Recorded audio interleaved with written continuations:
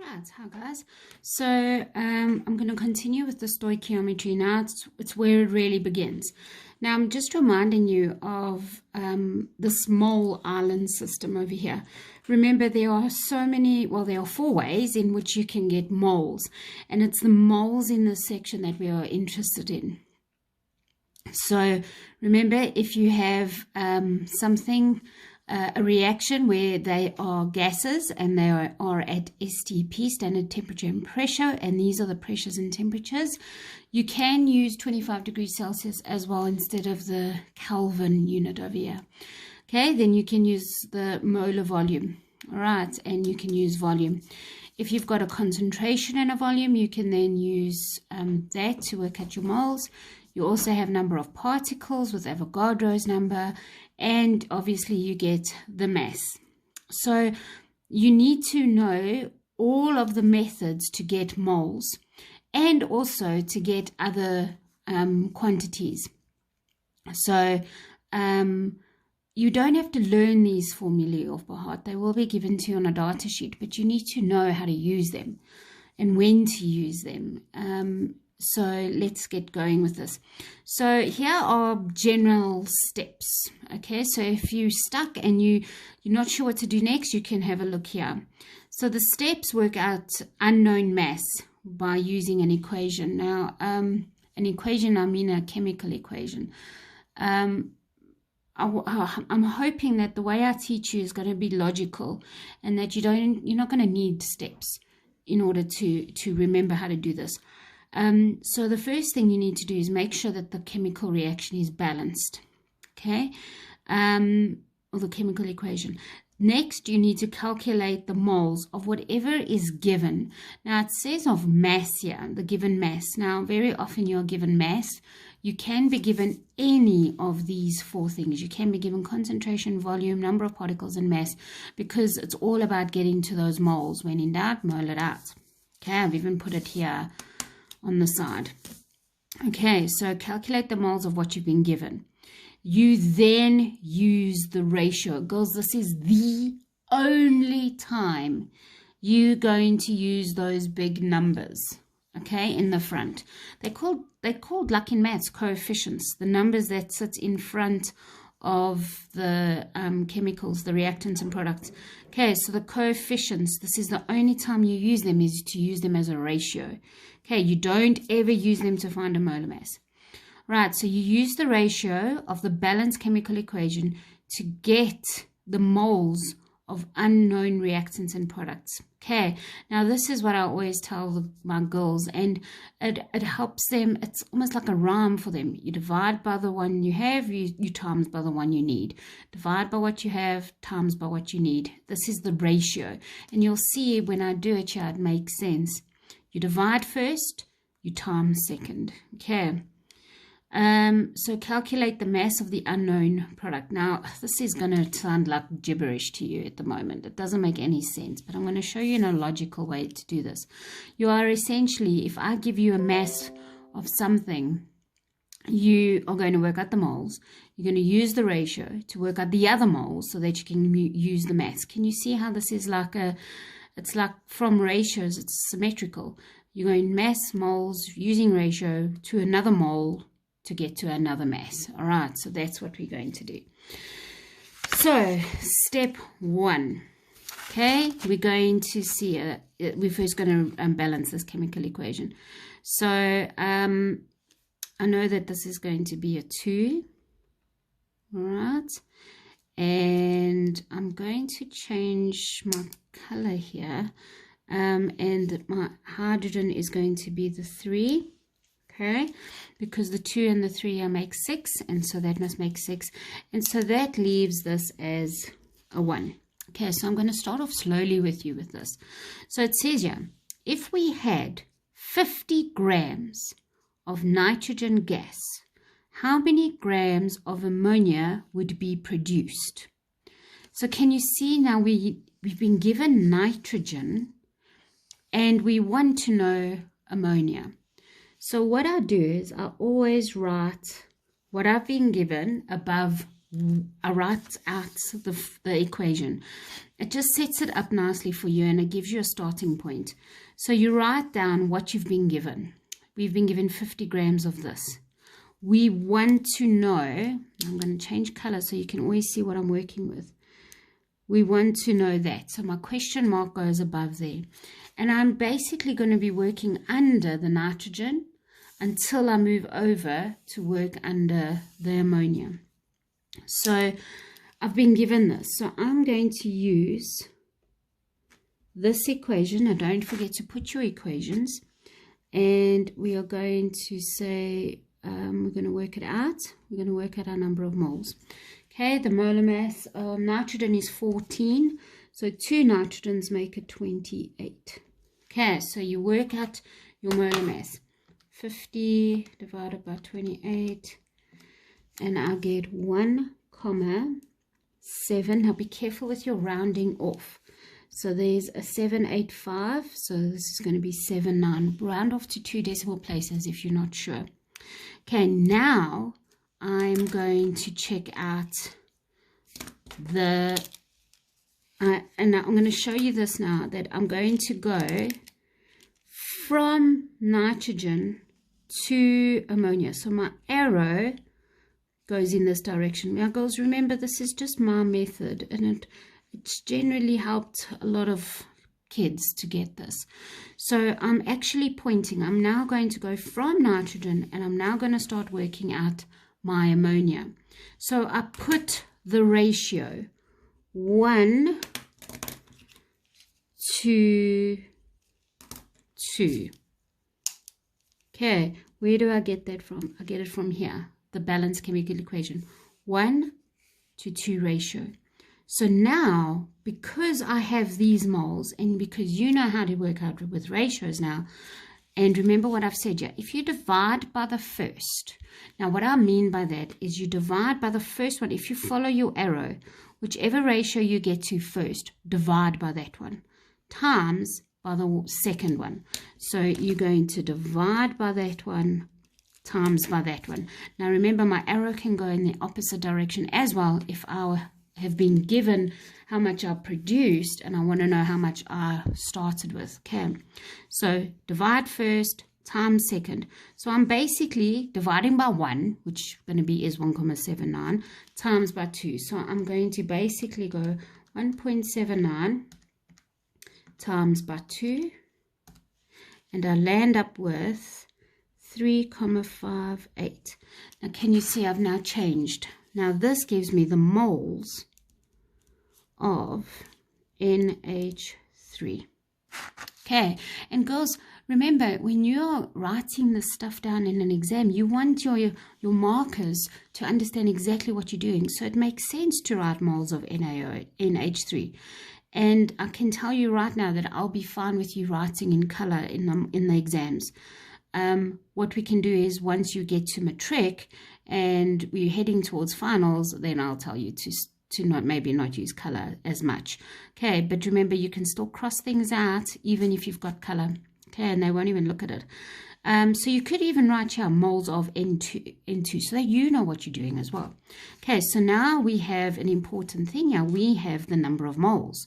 We got the number of moles by looking at the ratio. Okay, so now I can now use this formula again because I wanted to know how many grams of ammonia we made from 50 grams of nitrogen.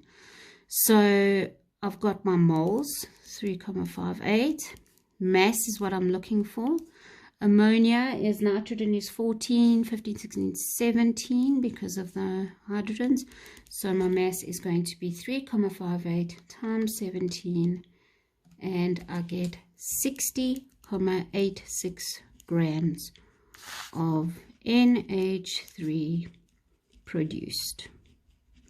Okay, can you see, girls, how it certainly doesn't, the mass of 50 grams to 60,86 does not, you cannot compare it using those ratios. You have to convert to moles first. You have to compare moles here. Okay, so, and then we can get that.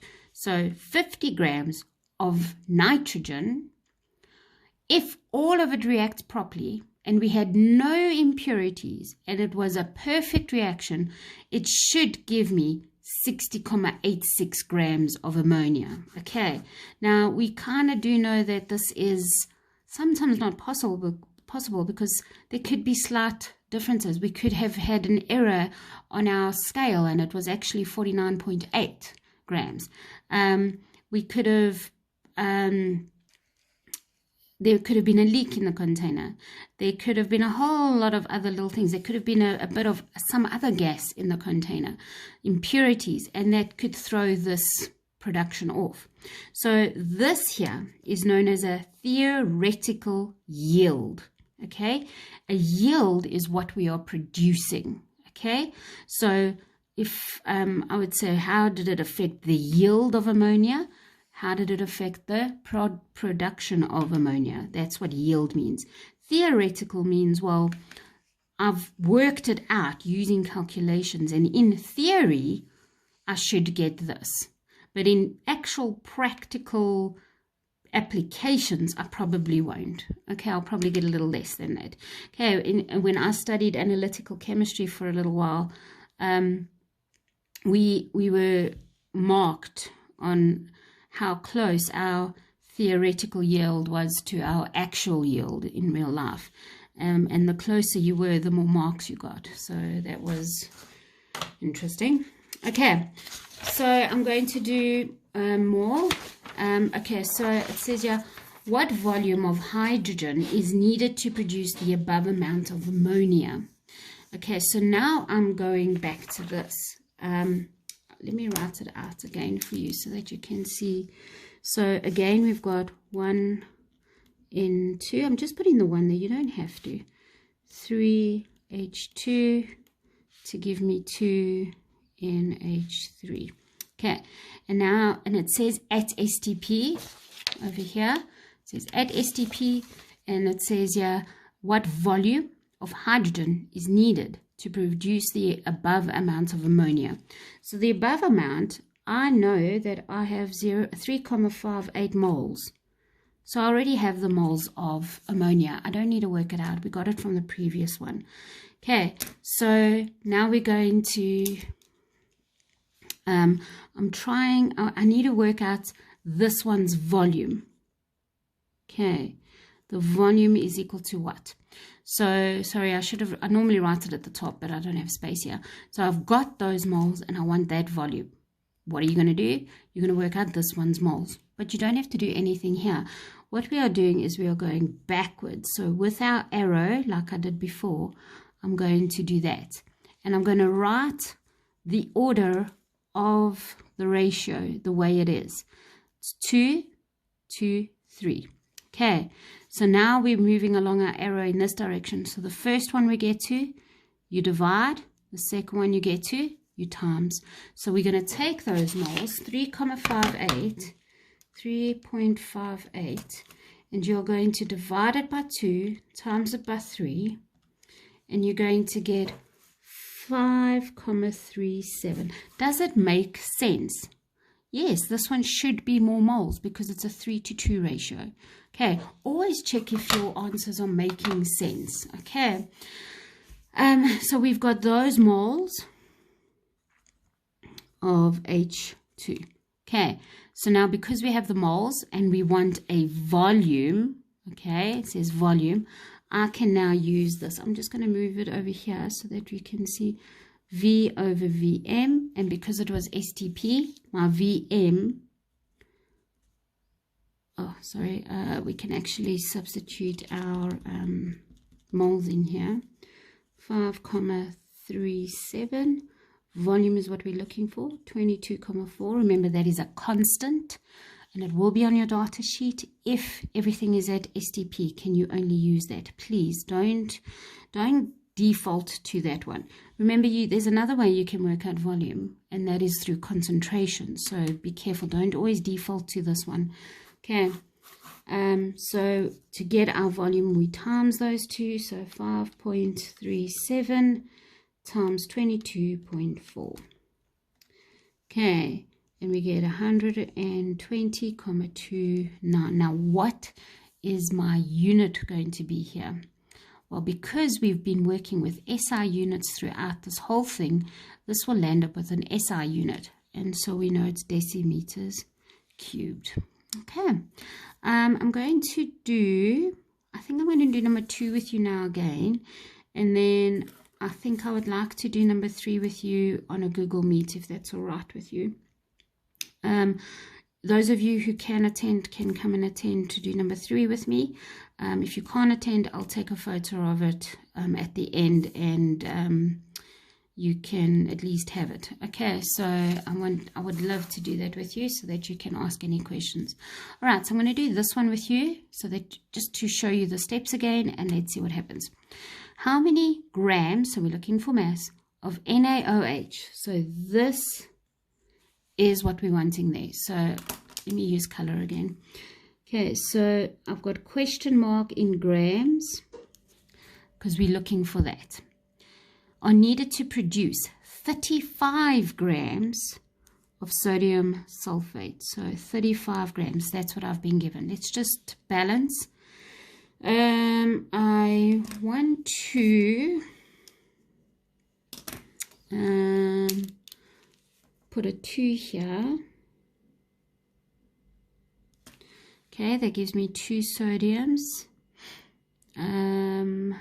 Okay, I also want to put a 2 here because now we get our 4 hydrogens.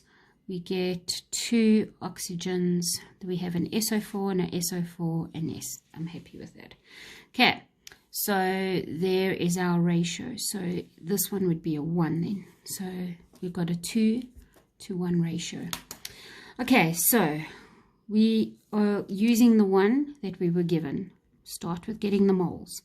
Mass over molar mass. Don't forget to put the equation. Make sure this looks like a capital M, not like what I just did. Okay, so mass is 35 grams over molar mass. Now, what you could do here is that you can put this all in one. Now, you can work out the molar mass separately, which is perfectly fine, or you can put it all in here and then work it all together. There's a danger of this in that to check it, it's quite difficult. So if you do it separately, it's easier to check that you've got it right, because girls, I promise you, it is so easy to get a molar mass incorrect. So sodium is 23, so 2 times 23 plus sulfur, which is 32, plus 4 times 16, which is our oxygen. Okay, now we can put all of that together. Sorry if I wasn't showing that. Okay, 35 over 2 times 23 plus 32 plus 4 times 16. Okay, so I get a 0,246, so it will be 25. Okay, we are now going to go this direction with our arrow because we're going from a product to a reactant. 2 on that side to a 1 on that side. If I am going along my arrow, the first one I get to, I'm going to divide. The second one, I'm going to times. From that to get to the other moles. Okay, so I am essentially timesing by 2 here, so it's going to be 0,5. Okay. So can you see how this all links? I can't get these moles unless I have these moles, and I work out these moles, and then I use the ratio, the coefficients in the equation here. Okay, so we get that, and that is our moles. Okay, and because you can set it out exactly the way I've set it out. You don't have to worry about how you're setting this out. It's perfectly fine. Okay, you can set it out using this like zigzaggy way. Okay, so it's this equation again. We then have 0,5 moles. We are looking for a mass, a molar mass of NaOH. So that is 23 plus 16 plus 1, and I get a 40. I really need to remember this one. Okay, and my mass is equal to 40 times a half. Timesing by half is the same as dividing by 2, so you should get it 20 grams. So 20 grams of sodium hydroxide is equal to, sorry, not equal to, oh gosh, what am I doing?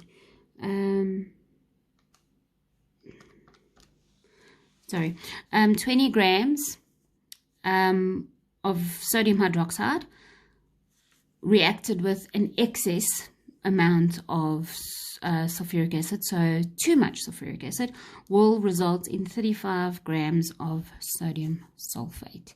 And there it is there.